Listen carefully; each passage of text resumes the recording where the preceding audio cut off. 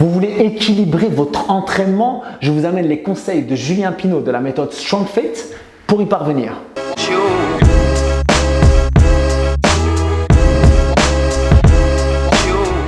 Salut la team, salut les crossfitters, je suis Jack, bienvenue sur Jack's Team, la chaîne où on parle crossfit, nutrition et réussite.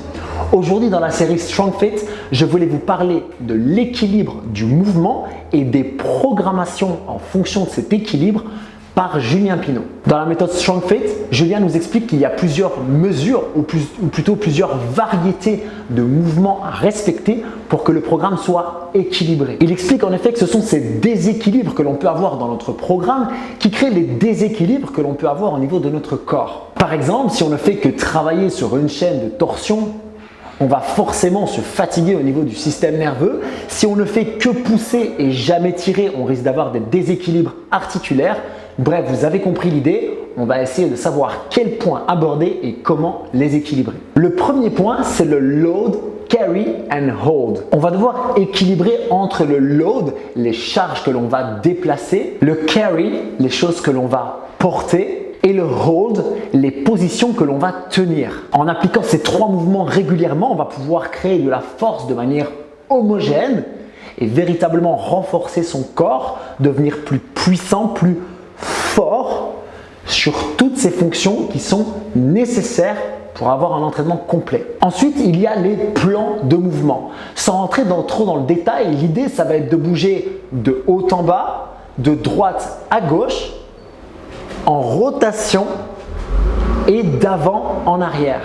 Si l'on prend l'exemple du CrossFit, bien souvent on bouge fixe de haut en bas. Et évidemment, l'objectif, ça va être de changer ça. Par exemple, comme on l'a vu cette année aux Open avec les dumbbells unilatéraux, avec les fentes marchées. Bref, le CrossFit commence à changer un petit peu cette approche et on a de plus en plus de variétés, ce qui est excellent pour notre équilibre musculaire et notre progression homogène. Le seul plan qui est un petit peu délaissé, c'est le plan transversal, ça veut dire les mouvements en travers.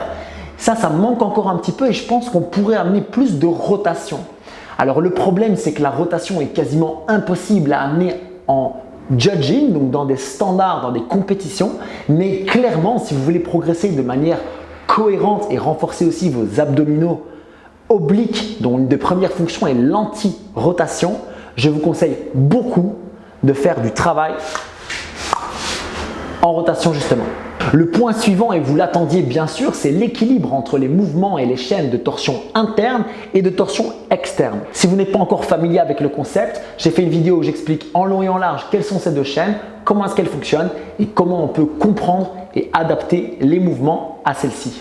L'idée donc, ça va être de respecter le principe de l'arche au niveau de ces deux chaînes. On va vouloir augmenter sa force et sa capacité à travailler en torsion interne d'un côté. Donc par exemple des séries de deadlift, de bench press, de squat en sandbag squat par exemple, où on reste en torsion interne en permanence, de sled push, etc. Avec des mouvements plus explosifs, plus courts que l'on va travailler sur la charge, comme par exemple le power clean, le sumo deadlift, le sandbag over the shoulder et tous ces mouvements très explosifs. Et c'est seulement en équilibrant ces deux chaînes de torsion que vous allez véritablement pouvoir progresser de manière homogène. Ça veut dire gagner de la force d'un côté et de l'autre, faire grandir votre arche et devenir plus fort, ce qui est évidemment un des principes de base de la méthode StrongFit. Le point suivant, on en parle très peu, c'est la variété au niveau des grips. En CrossFit, nous travaillons énormément en pronation. L'idée, ça va être de chercher un équilibre entre cette pronation, le grip neutre et la supination. Par exemple, vous pourriez intégrer dans votre entraînement du farmer carry, ce mouvement où on marche en portant 2 kettlebells le long du corps. Un autre de mes mouvements préférés pour ça, ça va être les tractions en supination qui vont équilibrer avec la pronation constante et qui en plus vont vraiment vous faire gagner de la force, par exemple pour vos muscle-up aux anneaux. Le fait de travailler avec les dumbbells va aussi beaucoup vous faire varier vos grips puisqu'on va travailler comme ça. Bon, pas trop en supination, mais vous avez compris l'idée. Le but, c'est de varier. Au niveau des grips, n'hésitez pas même à intégrer du curl biceps par exemple si ça peut créer un équilibre à ce niveau-là. Vous l'aurez compris, équilibrer, variez vos grips vos poignets, vos coudes et vos épaules seront nettement plus stables et plus fortes. L'autre point important à équilibrer, c'est le type de filière énergétique que l'on va utiliser. En faisant simple, en fonction de l'intensité et de la durée de l'exercice que vous allez faire, vous allez être dans un système énergétique différent. Si vous faites par exemple un 3RM ou un sprint sur 20 mètres, vous n'allez pas utiliser la même source d'énergie et vous n'allez pas respirer de la même manière que si vous faites un effort sur 1-2 minutes ou sur 30-40 minutes.